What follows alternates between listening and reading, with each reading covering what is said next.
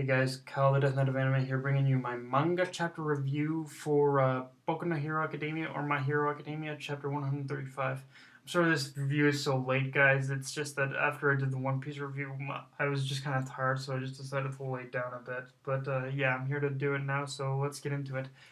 The first thing to note is that we learn about an internet service called the Hero Network in this chapter. That sort of it acts like as a police scanner for all the heroes, which actually does kind of which I guess is supposed to give a reason as to how all these heroes are able to are able to respond so fast in order to all these different disasters and villainous activities. So yeah, I feel that the whole Hero Network thing was just kind of a way in order to give us clarity as to how these heroes end up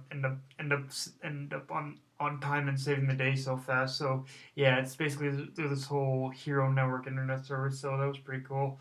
I imagine it's probably going to serve some kind of something in the future. I'm sure. Now we also get a little more about quirks and how they function and how they function. Specifically, apparently there's a when a person possesses a quirk that they possess, there's a bodily function within them called plus alpha plus ultra, yeah. But yeah, they have this special bodily function within them called plus alpha, which is what allows them to basically which is what allows them to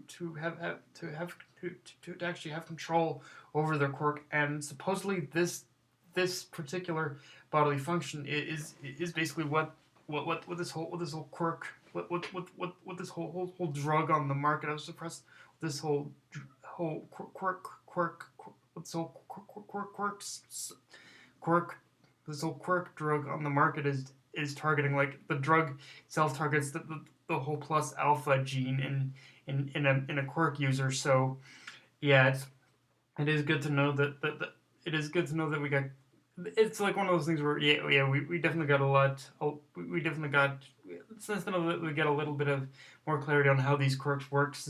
It is nice to know, but the fact that, well, this whole plus alpha thing though does have me questioning exactly. Okay, so we know that this whole plus alpha is the genetic trait that this whole drug is targeting, but then that kind of makes me question. I wonder. It's pretty much because Izuku is in the beginning he was born with absolutely no. In the beginning of the series, he was born with absolutely no, not a single quirk whatsoever until he inherited One for All. Yeah, One for All. Yeah, that was it. Um, but that also makes me wonder where Izuku and One for All fit into this category, because again, Izuku, he wasn't born without a quirk, and One for All is a quirk that can be passed down. So I wonder exactly if if if if someone who inherits One for All develops this whole plus alpha gene, or if One for All is one of those, is just a quirk that doesn't need a plus alpha gene in order to operate. But who who knows? Like, I don't know. If I my first and primary guess right now is that probably like One for All probably I'm sure that everyone probably has a dormant. It's probably a dormant plus. I imagine that everyone has a dormant plus alpha gene. So I wonder if One for All actually just kind of activates the whole dormant gene. But I don't know. That's just kind of a theory of mine. I'm not sure how well it holds water though. I guess we'll just have to find out later for sure. I mean, I assume Horikochi's gonna cover it, but yeah. Anyway, on top of that, going on to the quirk suppressant drug, we learned that Overhaul's daughter is basically the catalyst of it, and that the drug is created using her blood. And I gotta tell you, that whole panel where they're describing that the quirk that the quirk suppressant drug is created using her blood, that shit was dark as hell. Like that was the darkest panel in this whole chapter. And I don't mean in shading or anything, granted that was dark, but I mean like in just tone and feel. That panel was just fucking dark as hell. Like holy shit.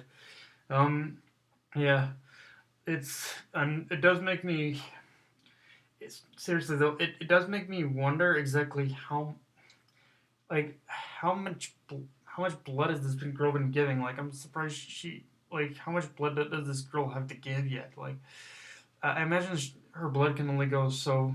The whole blood thing can only go so far. Like, I don't suppose overall is gonna bleed his own daughter dry in order to create these damn drugs. But yeah. Um. Also, speaking of overhaul, we basically learn his quirk, which is basically the same name, which is basically shares his villain name. It's his quirk is overhaul, which can supposedly disassemble and reassemble anything he touches. So in a, I mean, I hate to pick a Full Metal Alchemist comparison, but in a way, it's kind of like the whole. In a way, it's kind of like alchemy from Full Metal Alchemist. In a way, like it's the whole equivalent exchange sort of alchemy sort of principle in a way. But yeah, that is kind of cool. Although, and one thing is that it also seems to have the same principle as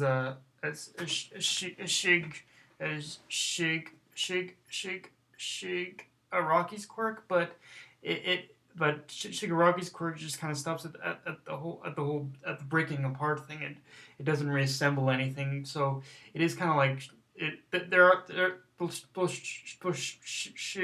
Shigaraki and Overhaul have similar quirks. It's just one of them just overall quirks seems to take it a step further. So it is interesting in that regard too. I wonder how this actually does make me think that in this actually does make me think that there are probably many other quirks out there that have similar abilities too.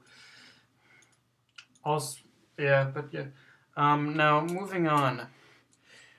In this chapter, as NightEye is explaining the whole situation about the girl, we see that both Mirio and Izuku both are both like Mirio and Izuku were basically mentally suffering in this chapter. Like they were like, "Fuck, what we aren't heroes. We're no better than fucking villains." Is basically what they were telling themselves. Like they should have just they're basically doubting themselves that they should have just went ahead and saved the girl. They shouldn't have listened to NightEye. They just thought they should go ahead and save her. And in a way, I can kind of understand where they're coming from.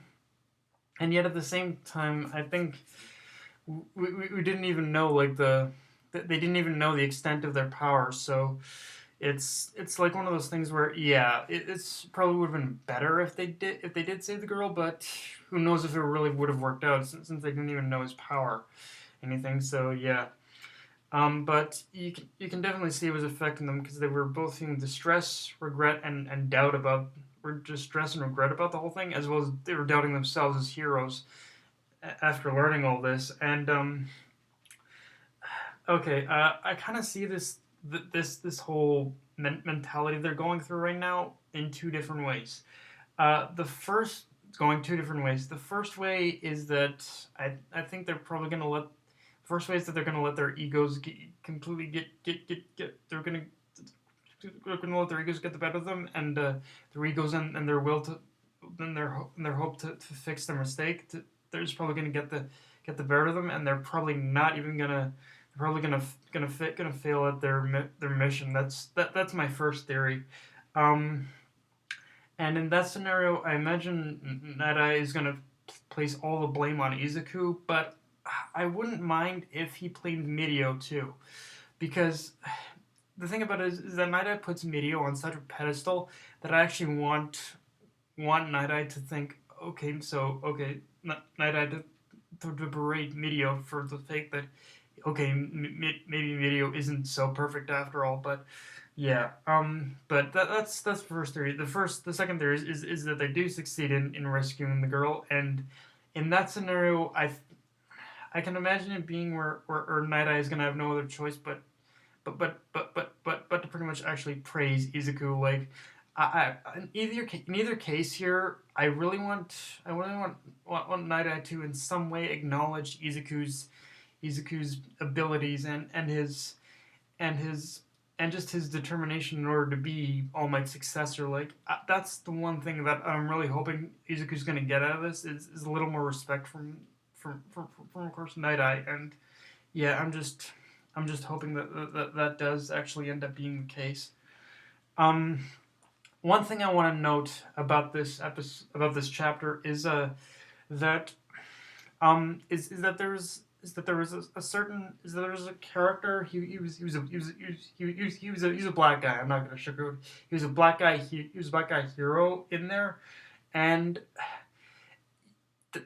that guy was just like extremely cocky, and he was berating all the younger heroes. And the problem I had with that particular the interesting thing about that particular portion is that one could look at it in a way where that not that it seems that all that not every one of the pro heroes is willing to look at the next generation with basically with basically respect. Like, I imagine that there are some pro heroes out there who are who are looking at the next generation as just a bunch of rookies who are who are just looking to be they're just looking for basically their 5 minutes of fame. But and it's funny because in a way there are many pros out there who just want to look at who just want their 5 minutes of fame. Look at look at Mount look at Mount Lady, for God's sake. She's a media, put it one way, she's really a media whore. But yeah, I think Otokoshi was trying to get across the message that not all the older heroes are willing to look at the younger generation of heroes at UA with respect. But I mean, it is an interesting thought that I mean, I'll give Endeavor this. He at least respected his son enough. As bad as Endeavor is, he at least respected his son enough in order to give him the in order to pass on his legacy to him, as twisted as his legacy was. But yeah, it just seemed a bit funny in a way that not all these pro heroes are looking at them with as much with respect or anything. But yeah. Anyway, guys, but yeah, guys, that's basically my review of My Hero Academia, Boku no Hero Academia, chapter 135. Yeah, I'm sorry this was late, guys. I was just tired as hell. But anyway, if you if you like the review, like, comment, subscribe, or follow me on Twitter and Facebook. Yeah, this is Death Knight of Anime signing off. Later, guys.